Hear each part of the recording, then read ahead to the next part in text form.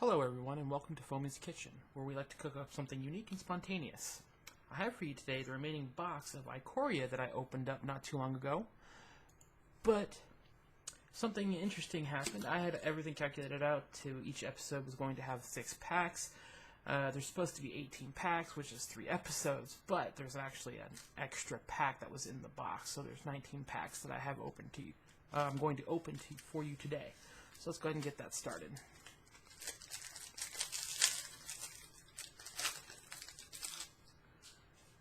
Okay, first one, we got ourselves a human token, we got ourselves a blossoming sand, and for our rare we have Mythos of Illunia. 2 blue, 2 colorless, create a token that's a copy of target permanent. If red and green was spent to cast the spell, instead create a token that's a copy of that permanent. Except the token has, when this permanent enters the battlefield, if it's a creature, it fights up to 1 target creature you don't control. Unique. And for saving time, we're actually not going to go through the uncommons. We're just going to highlight the lands, the tokens, and the rares, mytho-rares, and whatnot. We got ourselves another human soldier token. We got ourselves a tranquil cove. For our rare, we have Sea Dasher Octopus, 2 blue, 1 other, mutate for 1 blue and 1. Basically what mutate does is it allows you to put this above or below a card that's already on your field, and it basically gets the text for both the cards. So like this one will have flash, and this creature deals combat damage to a player, draw a card, along with, let's say, this exuberant wolf bear. It would also have attacks. You may change the base power and toughness of target human you control to exuberant wolf bear's power and toughness until end of turn. So something like that would be able to get both of those texts. Alright, separate out the uncommons as I put the uncommons in the common pile, because that's how much I've been paying attention recently.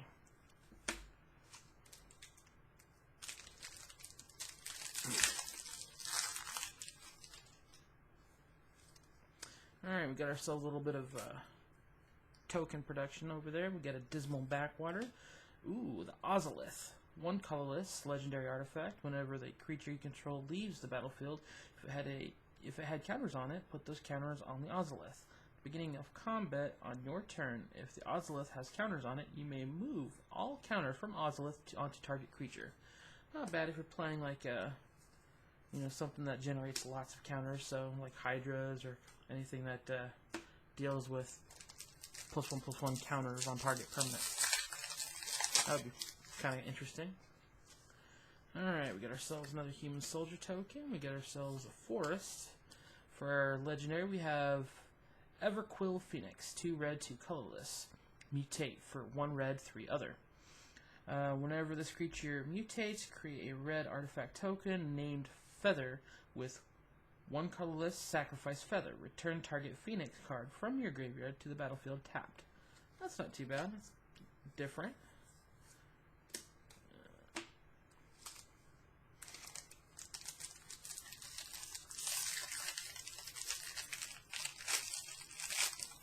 Man, some of these packs still want to be stubborn.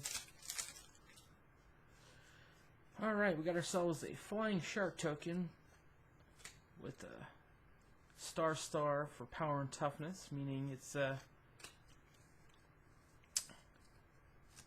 it varies on like creatures or something, cards in hand, something like that. Okay, so we actually have 2 rares on this one. This one's a foil, which is a Sea Dash Octopus. As you can see,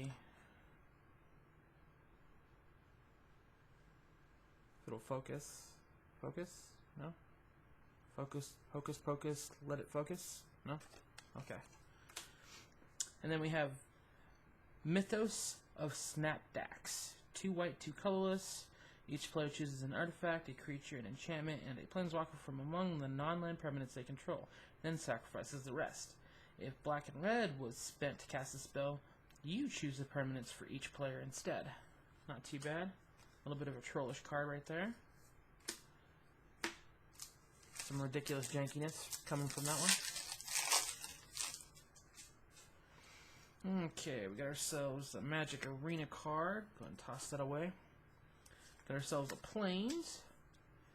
And for our rare, we have Frondland Flater. Philidar? Yeah, okay. Felidar? It's a white, green, and 2 other. Vigilant. Cat beast creature. Creatures you control with vigilance have 1 tap. Tap target creature. It's not too bad. Move on to the next one.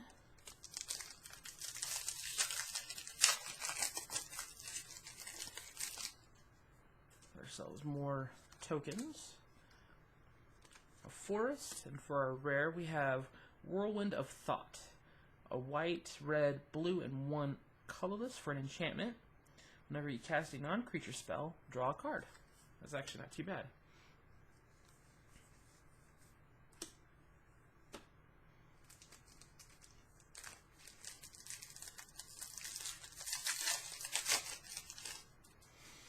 Okay, and then we're back on the human soldier tokens.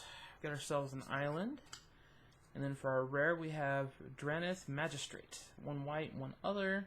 Your opponents can't cast spells from anywhere other than their hands. That's a pretty good lockdown card. Especially if you have a way to lock down spells that they can't cast from their hands as well. I'm sure there's something like that in Magic.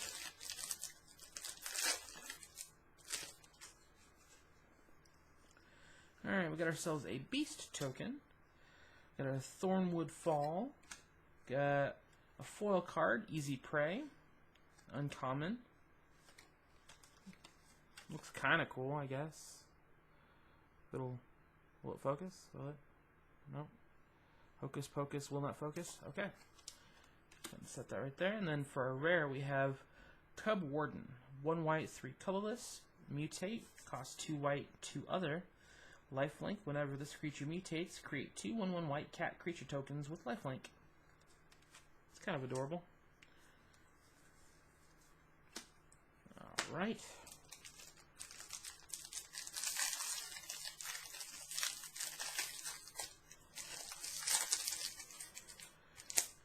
And then we're right back to the human soldier tokens. Got ourselves a mountain. For a rare, we have Crystalline Giant. 3 colorless. At the beginning of combat on your turn, choose a kind of counter at random that Crystalline Giant doesn't have. From among Flying, First Strike, Death Touch, Hexproof, Lifelink, Menace, Reach, Trample, Vigilance, and +1/+1. Put a counter of that kind on Crystalline Giant. Okay, that's kind of cool.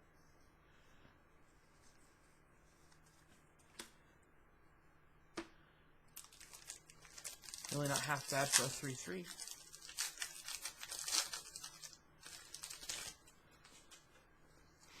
Alright, so we got ourselves a dinosaur token. We got ourselves another Thornwood Falls. Got ourselves a Foily Essence Symbiote. Hocus Pocus will not focus. Okay. And for a rare, we actually have a really cool one. It's the Everquill Phoenix again, but it's the alternate art. As you can see, it looks pretty cool.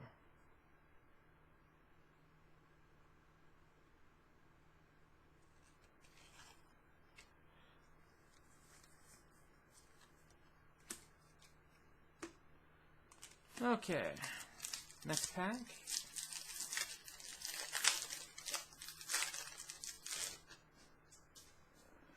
Got ourselves back on that human soldier train. Blossoming Sands for our land. Got ourselves another foily card, Raking Claws.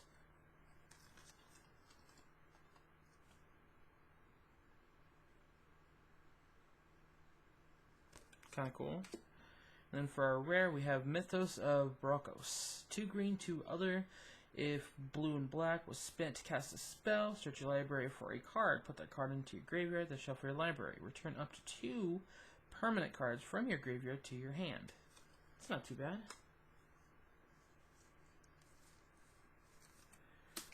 Commons, next pack.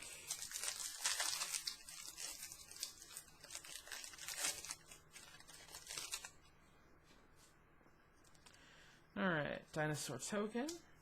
Ourselves a forest. Alright, we got ourselves a mythic rare. Bracos, Apex of Forever. 1 blue, 1 green, 1 black, and 2 other. Mutate for 2 green, a blue or a black, and 2 other.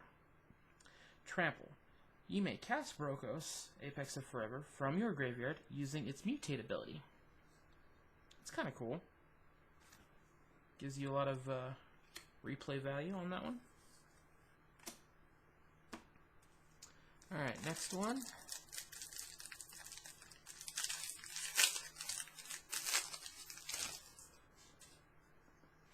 Another dinosaur token. Jungle Hollow.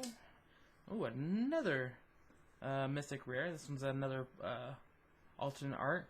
Luca, Copper Coat Outcast. 2 red and 3 other. Legendary Planeswalker, Luca. So, he's a Planeswalker, which comes in with 5 loyalty counters. His +1 ability is exile the top 3 cards of your library. Creature cards exiled this way gain. You may cast this card from exile as long as you control Luca. A Luca Planeswalker. The -2 is exile target creature you control, then reveal cards from the top of your library until you reveal a creature card with higher converted mana cost. Put that card onto the battlefield, and the rest on the bottom of your library in any random order. Then its -7 ability is each creature you control deals damage equal to its power to each opponent. That one's pretty strong. Actually, you know what? Show you the alternate art, because this isn't the normal art for Luca either. Hocus Pocus, please let it focus. Hello? There we go.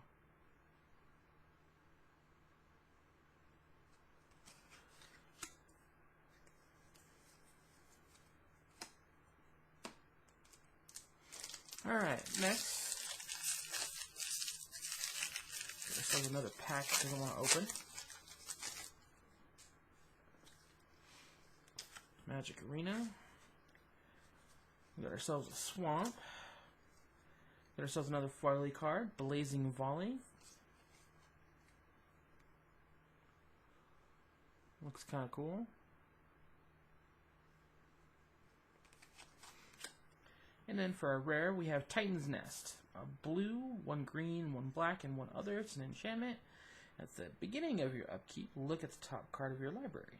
You may put that card into your graveyard. Exile a card from your graveyard. Add a colorless to your mana pool. Spend this mana only to cast colored spells without X in its mana cost. I guess there's something that you can play that with. Nothing really comes to mind on that one. Alright, almost done. We got a couple more packs to go.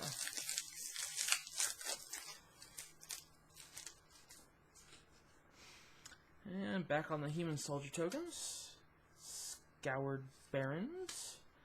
And for our rare, we have Mythos of Nethroi. A black and 2 others. An instant spell, destroy target non-land permanent if it's a creature or if green and white was spent to cast the spell.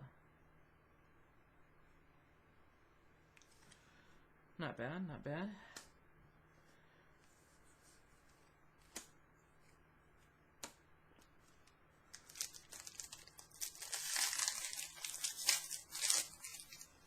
Man, what's up with these packs? Don't want to open up.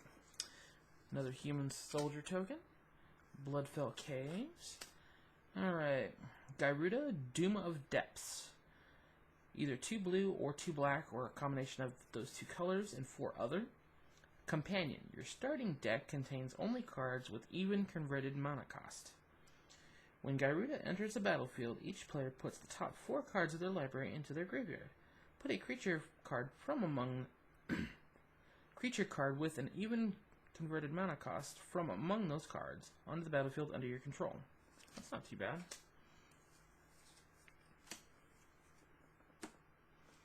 Alright. This one and one more. Almost done.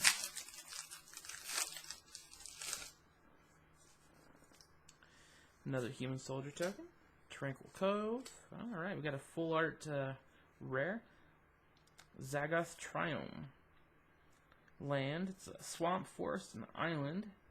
Enters the battlefield tapped, and you can cycle it for 3. But it looks kind of cool. That's alternate art. Hocus pocus, we need to focus.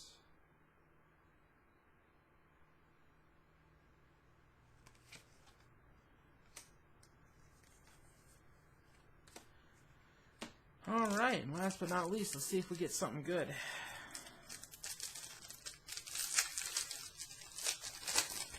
Well, it's off to a good start. The pack opened up real easy.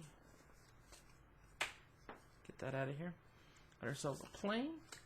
Then we have Lava Brink Venturer. 1 white and 2 colorless. As Lava Brink Venturer enters the battlefield, choose odd or even. Lava Brink Venturer has protection from each converted mana cost of the chosen value. So it sounds like a counter for one of those companions that has either odd or even mana type. Which isn't too bad. Brings balance, you know? Alright, well that does it for the rest of my Ikoria pools. Thank you guys for tuning in and watching me open up packs of Magic the Gathering trading card game. And stay tuned because I actually recently bought more. I have two more boxes of Core Set 2021 and several more boxes that I recently procured. So hopefully we can get those underway soon. And I'll talk to you all later. Bye-bye.